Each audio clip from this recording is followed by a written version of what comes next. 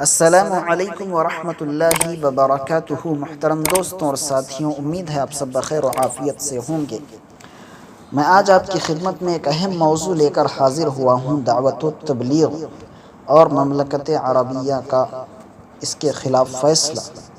محترم دوستوں، آپ سب کو معلوم ہو چکا ہوگا کہ مملکت عربیہ سعودیہ نے دعوت و تبلیغ پر بین لگایا ہے، اور ان کا کہنا ہے کہ دعوت و تبلیغ والے شرک اور بدعت پھیلا رہے ہیں، جو کہ بالکل غلط ہے۔ اور انہوں نے یہاں تک بھی کہہ دیا کہ دعوت و تبلیغ دہشت گردی کی جماعت ہے۔ یہ تو انتہائی غلط بات ہے۔ محترم دوستوں، دعوت و تبلیغ دنیا کے اندر واحد ایسی جماعت ہے جس کا سیاست سے کوئی تعلق نہیں اور دوسری تنظیموں سے جس کا کوئی تعلق نہیں۔ دعوت و تبلیغ میں نکلنے والوں سے آپ پوچھ سکتے ہیں، اس کا پروف لے سکتے ہیں کہ دعوت و تبلیغ میں جماعت میں جانے والا ہر آدمی اپنے خرچے سے جماعت میں جاتا ہے، اپنے پیسے لگا کر وہ اللہ کے راستے میں نکلتا ہے۔ دعوت و تبلیغ کو کسی سے کہیں سے کوئی فنڈ نہیں آتا، ہر آدمی اپنا پیسہ لگا کر اس میں وقت لگا کر دین سیکھتا ہے۔ اور دعوت و تبلیغ وہ واحد جماعت ہے جس کے ذریعے سے ہزاروں، لاکھوں نہیں بلکہ کروڑوں لوگوں کی زندگیاں بدلی ہیں۔ کروڑوں لوگوں نے توبہ کی ہے، کروڑوں لوگوں نے اسلام کے صحیح طریقے پر عمل کرنا شروع کر دیا ہے۔ دعوت و تبلیغ وہ جماعت ہے جس کے ذریعے سے بے نمازی نماز پڑھنے والے بن گئے۔ دعوت و تبلیغ وہ جماعت ہے جس کے ذریعے سے شراب پینے والوں نے شراب کو چھوڑ دیا، الوداع کہہ دیا۔ دعوت و تبلیغ وہ جماعت ہے جس کے ذریعے سے ماں باپ کی نافرمانی کرنے والے، ان پر ظلم و تشدد کرنے والے، انہیں ستانے والے بیٹے ماں باپ کے مطیع اور فرما بردار بن گئے۔ دعوت و تبلیغ ایک ایسی جماعت ہے جس کے اندر نکلنے والے اللہ کے احکام پر اور رسول اللہ کی سنتوں پر عمل کرنے والے بن گئے۔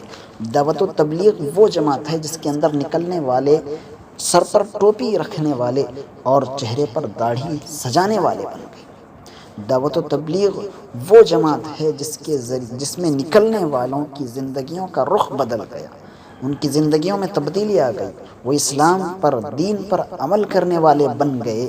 تو اتنے اس جماعت کے فائدے ہیں، اتنے اس جماعت کی قربانیاں ہیں کہ جس کو گنا نہیں جا سکتا، جس کو شمار نہیں کیا جا سکتا۔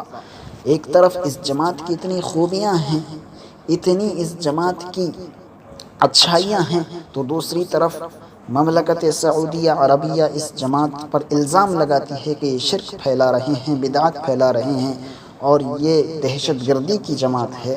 تو یہ سعودی حکومت کا انتہائی غلط فیصلہ ہے، اس کا حقیقت سے کوئی تعلق نہیں ہے۔ ان کو چاہیے تھا کہ وہ غور و فکر کرتے، تبلیغی جماعت کے جو بڑے علماء کرام ہیں ان سے ملتے، ملاقات کرتے، ان سے گفتگو کرتے، اس کے بعد فیصلہ دیتے۔ انہوں نے جانے انجانے میں فیصلہ دے کر یہ بہت بڑی غلطی کی ہے، جس کی وجہ سے پوری دنیا کے اندر ایک انتشار پھیلا ہوا ہے، پوری دنیا کے اندر ایک غلط فہمی اور ایک مس انڈرسٹینڈنگ پھیلی ہوئی ہے کہ سعودی عربیہ دین اسلام کا مرکز ہے۔ سعودی عربیہ جہاں کعبۃ اللہ جو اللہ کا سب سے پہلا گھر ہے، سعودی عربیہ میں مدینہ منورہ جہاں رسول اللہ صلی اللہ علیہ وسلم کا روضہ مبارک ہے، یہ مقدس شہر ہے، مقدس جگہ ہے۔ جب یہاں سے دین کی ایک اہم ترین تحریک دعوت و تبلیغ کو روکا جائے تو پھر پوری دنیا کے اندر انتشار کا پھیلنا، غلط فہمی کا پھیلنا تو واضح ہے۔ تو اس لیے ضرورت اس بات کی ہے کہ ہم لوگوں کو دعوت و تبلیغ کی خوبیاں بتائیں اور ان کو سمجھائیں کہ ان کا فیصلہ بالکل غلط ہے۔ دعوت و تبلیغ ایک ایسی جماعت ہے جس کے ذریعے سے بہت سے لوگوں کی زندگیاں بدلی ہیں، اور انشاءاللہ یہ محنت قیامت تک جاری رہے گی، کیونکہ دعوت و تبلیغ کا جو کام ہے وہ انبیاء کرام کا کام ہے۔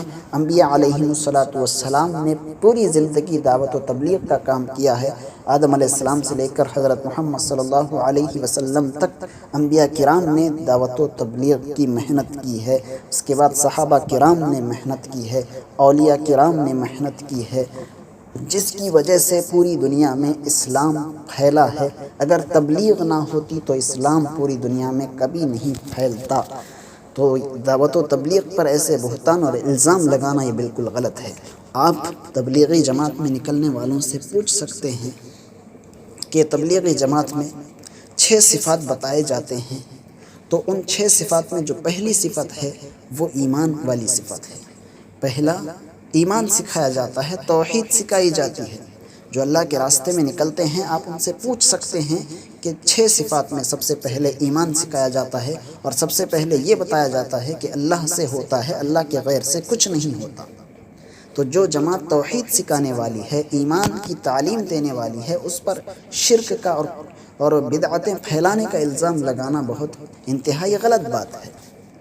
دعوت و تبلیغ کے اندر نکلنے والوں کو سب سے پہلے ایمان سکھایا جاتا ہے، سب سے پہلے یہ بتایا جاتا ہے کہ اللہ سے ہوتا ہے، اللہ کے غیر سے کچھ نہیں ہوتا۔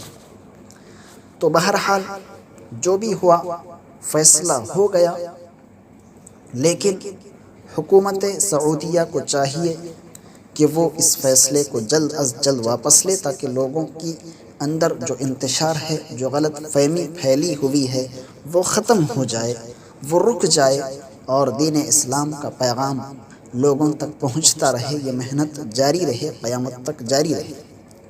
ایک بات پر بہت حیرت ہوتی ہے کہ سعودی عربیہ کے اندر ایک طرف تو بے حیائی کا طوفان گرم ہو رہا ہے، ہالی ووڈ، ٹالی ووڈ جیسے بہت سارے بے حیائی کے اڈے وہاں پر سج رہے ہیں، سنور رہے ہیں اور بڑھ رہے ہیں۔